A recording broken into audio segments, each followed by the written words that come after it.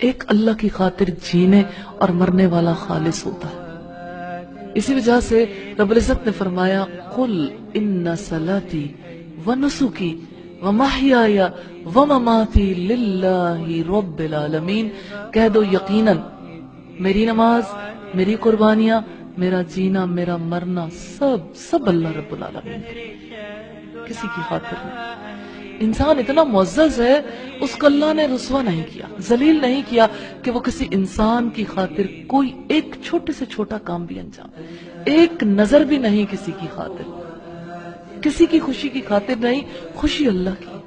باقی اگر کوئی اور خوش ہو جاتا ہے تو یہ تو اللہ کا انعام ہے. شوہر خوش ہو جائے، ماں باپ خوش ہو جائیں، ارد گرد والے خوش ہو جائیں، لیکن اصل خوشی اللہ کی.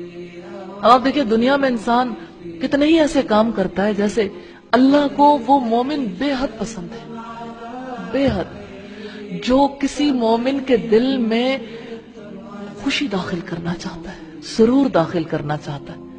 نبی صلی اللہ علیہ وسلم نے فرمایا حب العباد الی اللہ، اللہ کے نزدیک سب سے پسندیدہ بندہ وہ ہے جو کسی مومن کے دل میں خوشی داخل کرے، لیکن یہ خوشی اپنی خاطر نہیں کہ کوئی مجھ سے راضی ہو جائے. خوشی اس لیے کہ اللہ راضی ہو جائے، اور اللہ کے راضی ہونے سے ظاہر رحمتیں ہو جائیں. باقی کام ہو جاتے ہیں، تعلقات بن جاتے ہیں، محبتیں مل جاتی ہیں، لیکن رضا اللہ کی. وہ ایک سجدہ جسے تو گراں سمجھتا ہے، ہزار سجدوں سے دیتا ہے آدمی کو بچا.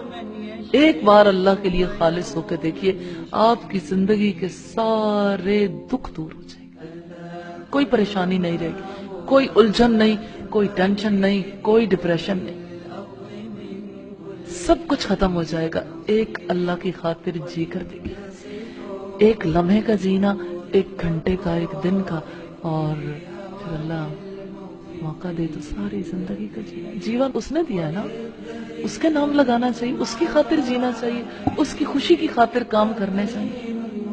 باقی اگر انسانوں کو خوش کرنا ہے، مثال کے طور پر شوہر کو خوش کرنا ہے بیوی نے، اللہ کے حکم کی وجہ سے خوش کرے، کیونکہ جس وقت وہ اپنی وجہ سے خوش کرے گی تو وہ کہے گی میں نے اس شخص کی خاطر یہ کیا، اسے کبھی احساس ہی نہیں ہوا. کیونکہ انسان پھر چاہتا ہے کہ لاؤ میں نے دیا ہے آپ بھی دو، محبتوں کی بھیک مانگتا ہے.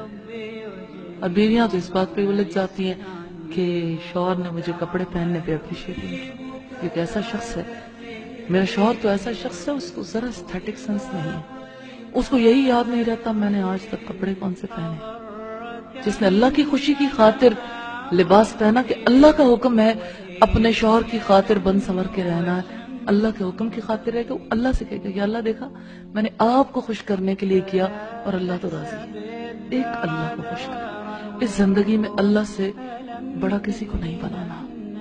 یہ اخلاص ہے. اس اخلاص کی وجہ سے اگر کسی نے ایک لمحے کے لیے اپنے آپ کو خالص کر لیا، وہ ایک لمحہ جو ہے ہو سکتا ہے شفاعت کا باعث بن جائے، جہنم سے نجات کا باعث بن جائے. خالص عمل چاہیے اللہ کو.